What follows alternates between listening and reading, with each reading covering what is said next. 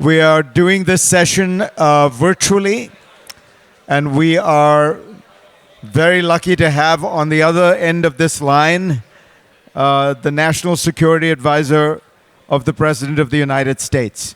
If you can, guys can just come in, please. Jake Sullivan, welcome. So let me give you a short introduction of Jake Sullivan, who needs no introduction. He's the National Security Advisor to the President, but as importantly, Jake Sullivan has been probably the central policymaker for this administration across the board on national security, national economic security issues. Some people would argue that Jake Sullivan is the most influential national security advisor since Henry Kissinger and Zbigniew Brzezinski decades ago. He has also, without any question, been the lead policymaker on the president's policy on Ukraine. So it is particularly important, and we are honored to have him here to share his views with us. Jake, let me begin by asking you, what does the state of the war between Russia and Ukraine look to you like? When you try to assess it, there are many people here who are worried, there are others who have other views, but when you look at it in Washington with all the intelligence that you're getting, with all the conversations you're having, what does it look like to you? Well, Fareed, I think it's important to answer that question on two levels. On one level, we have to take ourselves back to February of 2022. And the world, all of the experts all over the world predicted that Russia, when it mobilized and launched its brutal invasion of Ukraine, would take the capital city of Kyiv in a week, that Ukraine would fall, that the Russians would subjugate Ukraine rapidly. And the Ukrainian people stood up and basically stopped that from happening. And today, Kyiv is where you're sitting as a free and independent city, and Ukraine is a free and independent country. So at a macro level, Putin's main objective in this war, which was basically to wipe Ukraine off the map, has failed. But we have to answer it at a critical second level, which is today, not February of 2022, but September of 2024. And there are challenges in terms of holding the line in the East. There are challenges in terms of the vicious aerial attacks that are crashing down on cities, including one of the deadliest and most destructive attacks on civilian infrastructure at the end of August. There are so many other deprivations and hardships being visited upon the Ukrainian people that it remains incumbent on those of us in the West, starting with the United States, to continue to push with urgency to get Ukraine the tools that it needs to defend itself and to be able to push back against this aggression, which continues even as Ukraine inflicts massive daily casualties on the Russian forces. When you look at that line it's about 750 kilometers, miles of Frontline, are you worried that there are going to be cities like Pokrovsk, there are going to be areas where the Russians are gaining rapidly and the Ukrainians will have to retreat? Well, again, to answer this question, I have to take us back to April of this year, just before the supplemental passed, the United States funding package for Ukraine. At that point, there was broad concern in Ukraine and the U.S. that there could be a generalized collapse of the lines and huge gains for the Russians. In the months that followed, the Ukrainian defenses have become more stout in many critical places. And Ukraine has taken bold and assertive steps as well in the war, pushing forward. But that area around Pokrovsk is of unique concern. That's not a secret. President Zelensky has talked about it. President Biden has talked about it. I meet with my team every single day to think about what are the implements, the tools we need to put into place to help stabilize that front and make sure that those grinding advances by the Russians are met with stiff resistance, and also that we deny Russia the capacity to really have any kind of breakthrough that would lead to them gaining strategically from their continued push in the east.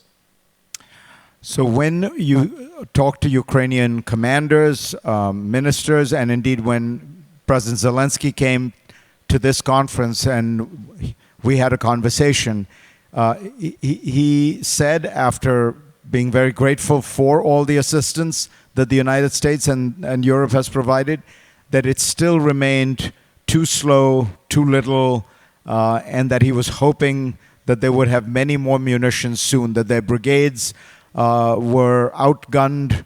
In terms of ammunition, the Russians had sometimes a 10-1, sometimes a 12-1 advantage. How would you help this audience understand why is it that it is difficult to supply Ukraine with the speed that the frontline troops need?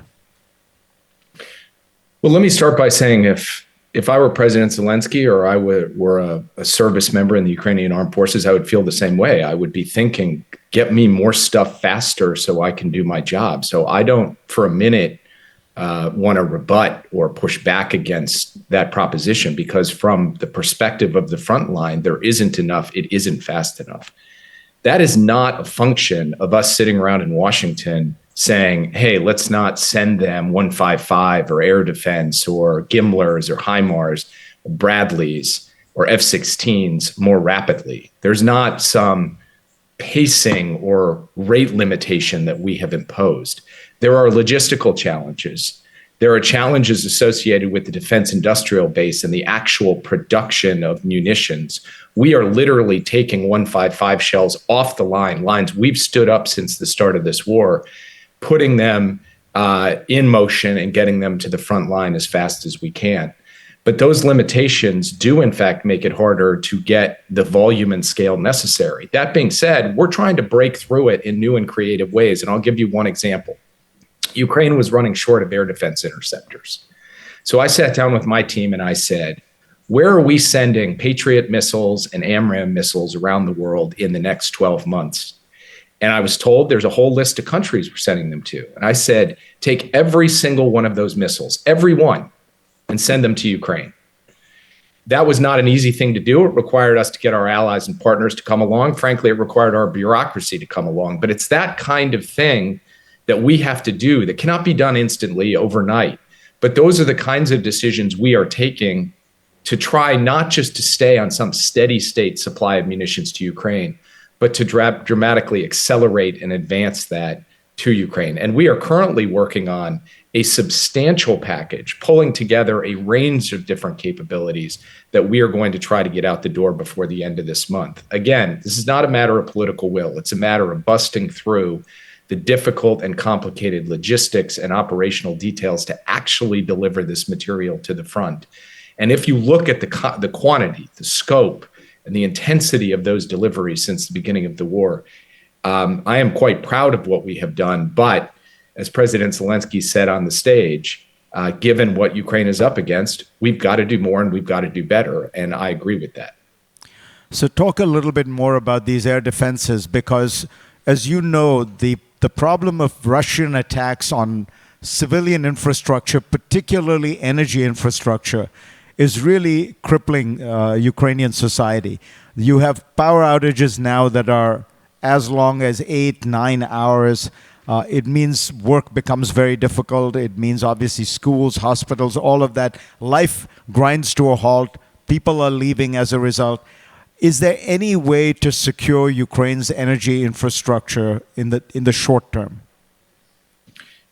I think there are three elements to this. And again, this is something I meet on with my team every single day. The first element is additional air defense systems. We announced 5 at NATO, 5 strategic systems, 4 Patriots and a SAMP-T. We still have to get one of our partners to conclude the delivery on that. We have to get additional systems, and we are in the process right now of securing those from partners for delivery to Ukraine. So that's one. The second element is more what we call passive protection, many of these energy the transformers or substations or other elements of the energy infrastructure are being hit not by ballistic missiles, but by Iranian drones. The damage from those drones can be abated considerably by building up the kinds of concrete barriers that are necessary essentially to neutralize them. That takes the pressure off the air defense system. Ukraine has done pretty well on this, but frankly, there's more to be done. And we're trying to deliver the tools to be able for them to build that out around more energy infrastructure. And then the third is rapid repair. The United States has put hundreds of millions of dollars just this week into efforts to rapidly repair energy so that we keep the gigawatts online, stabilize the grid, and keep it going towards winter. But this is the kind of thing that's an all hands on deck everyday effort because of the relentlessness and the severity with which Russia is trying to hit the energy grid and plunge Ukraine into cold and dark, especially as winter approaches. Do you worry in particular about nuclear power plants and what a Russian strike there could do? I do. The Russians have proven completely brazen about their attacks on civilian energy infrastructure. They've in fact taken shots at Ukraine's nuclear power plants before, and I think we could see that again. And it's essential to Ukraine's baseload energy power. So our need to help Ukraine defend those nuclear generating stations is especially acute. It's something we're focused on as a priority. In a separate conversation with me, that'll air on my program on Sunday, President Zelensky was relentless on the issue of letting Ukraine strike back into Russia at the launching pads, the airplanes and their bases, wherever the missile, the drone, the plane originated from, allowing Ukraine to strike at those targets inside Russia. His worry is that by the time you will approve that kind of strike, you'll say you can do it for 200 meters, but the Russians will have pulled back 500 to 500 kilometers. The Russians will pull back to 500 kilometers. In other words, they'll always be one step ahead of the Western permissions and therefore escape any real damage. What would you say to him? Well, first, just to level set, President Biden, when the Russians launched another brutal assault across the frontier into Kyiv, President Biden authorized strike across the border using U.S. munitions, basically on the proposition that if you're coming across the border, the Ukrainians have to, on a common sense and moral basis, be able to hit back. The only system that the U.S. has to this point not authorized for use across the Russian border is the ATACMS system. It has a total range of 300 kilometers. So I'm not sure that system really implicates the concern you've just laid out of moving back to 400 or 500 kilometers, because as a practical matter, it cannot hit targets at 400 or 500 kilometers. That's not me revealing some secret. That's a well-known element of ATACMS. The president met yesterday, as you all know, with the Prime Minister of the United Kingdom.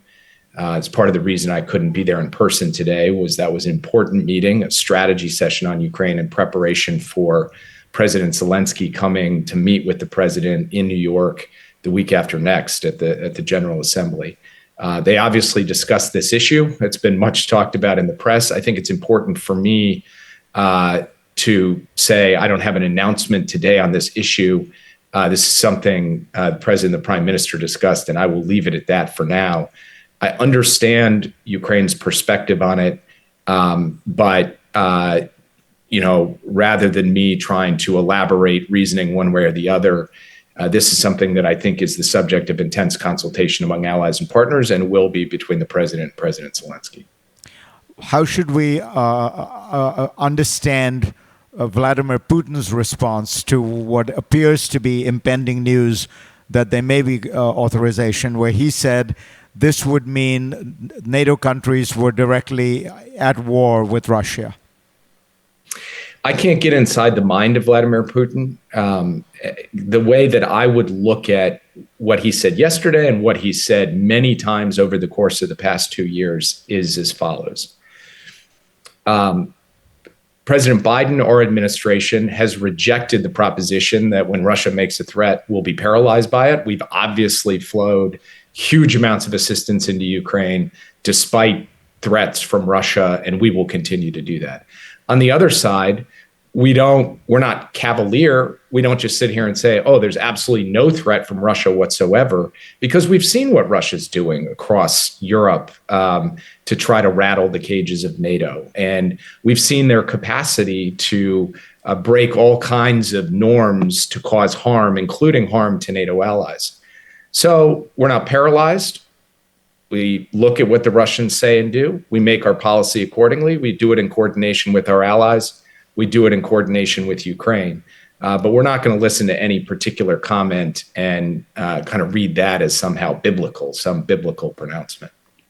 Do you think that particularly with regard to this issue of the ability to strike inside Russia, maybe it was a mistake to not leave this, make this something that, of course, Ukraine could do from the start? In other words, by drawing a red line initially, it has become a more complicated and fraught issue than it would have been if from the start you'd taken the kind of common sense view that hot pursuit, in a sense, which is what, for example, the United States did with Pakistan. You know, when Al-Qaeda terrorists or Taliban forces would take refuge in Pakistan, we would strike into Pakistan. Wouldn't that have been a better default to have rather than the one we have now? Well, I mean, just to take that analogy of hot pursuit, of course, even that had limitations, right? It was limited to certain circumstances and otherwise was not permitted in the Pakistan case. But I guess what I would say to what is a very fair question, Fareed, is that when Ukraine has prevailed, when this war is over, you and I can sit down and go back to the very beginning and talk through all of our decisions, and we can look at, what we feel we did well, what we might have done differently. It's hard for me sitting here today, focused on the present, focused on the immediate future, to give you a clear analysis of that question. What I can say is we have tried at every stage to put Ukraine in a position to defend effectively on the battlefield. That has evolved over time.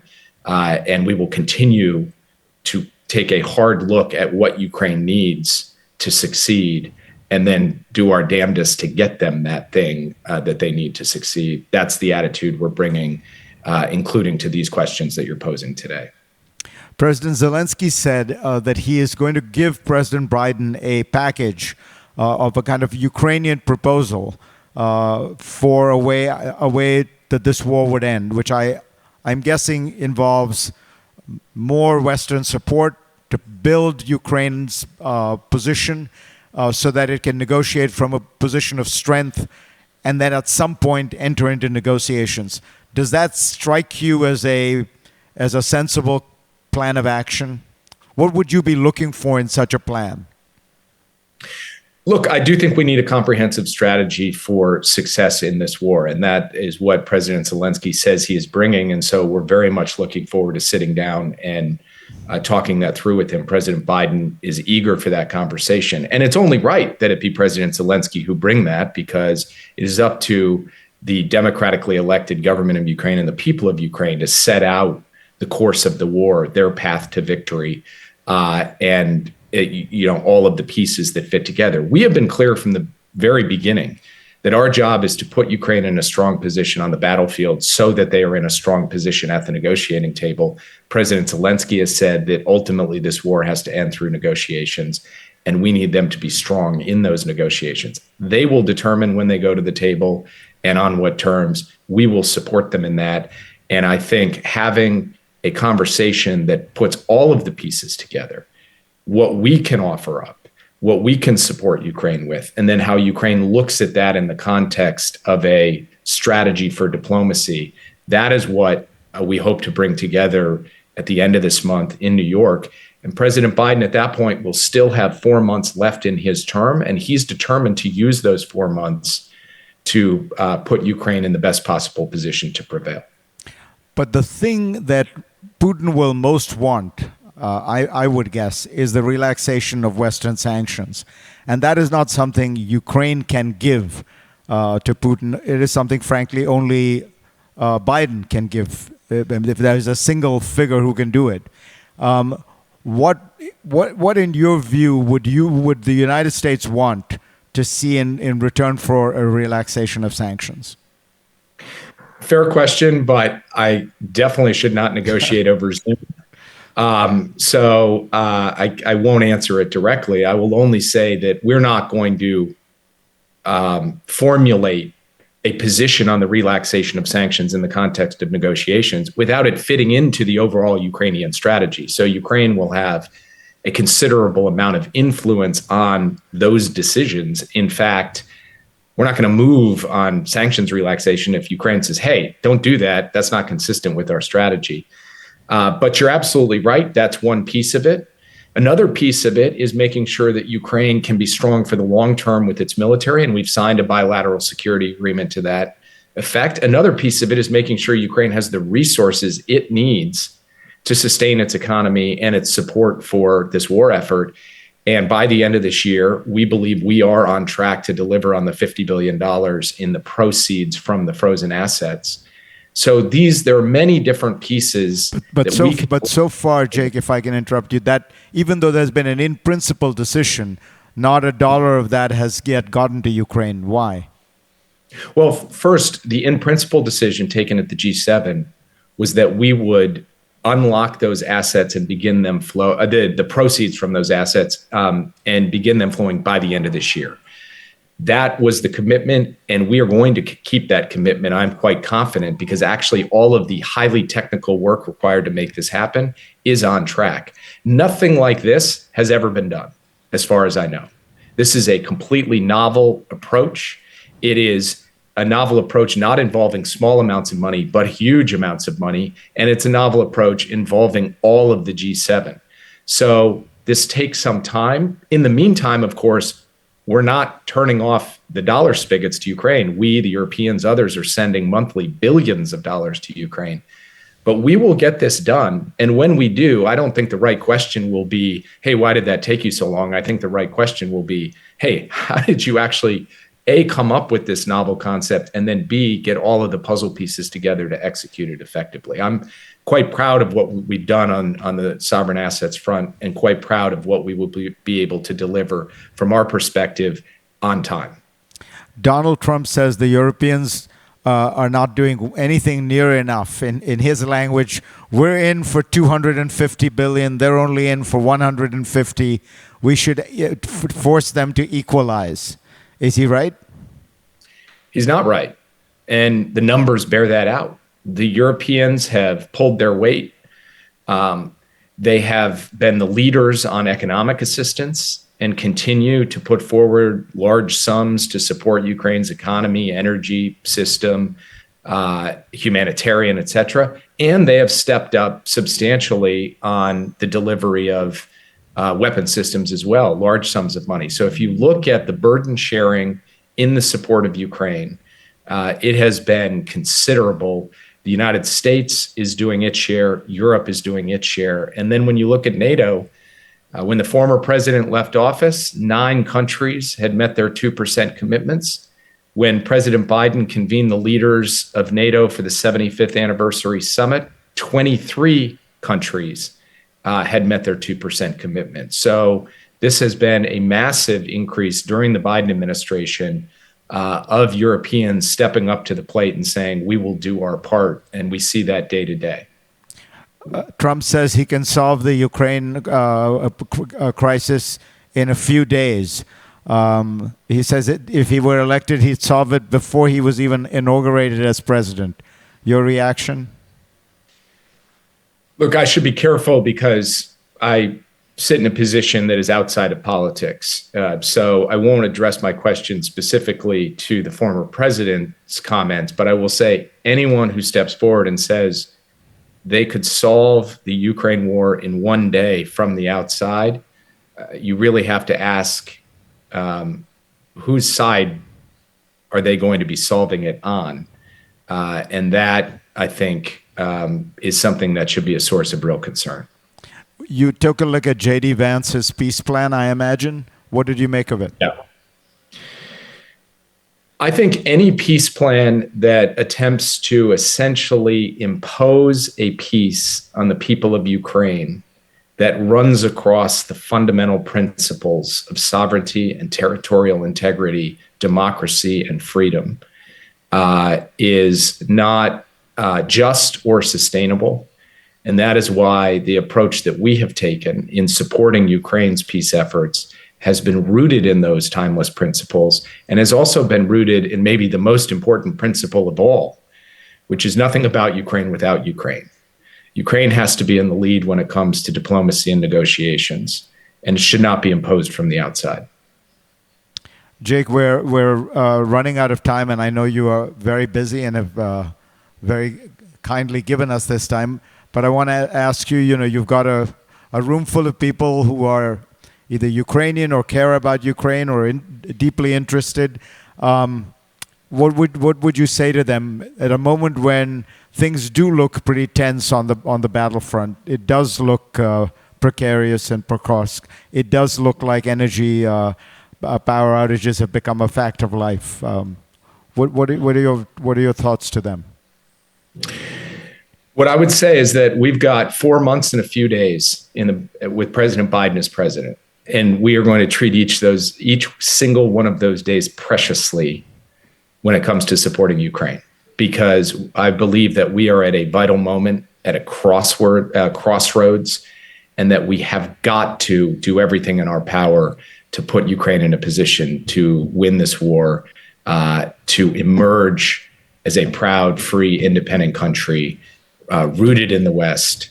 And we're going to do our damnedest to make that happen. And we're going to do so working closely with the allies and partners who have supported Ukraine. That's why the Prime Minister was in Washington yesterday.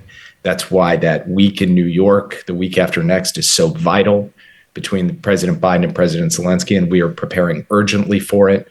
And the president wakes up every day these days. He thinks, what can I do to help the people of Ukraine? And he has told his entire team to deliver for him on that and to deliver for our friend and partner Ukraine on that.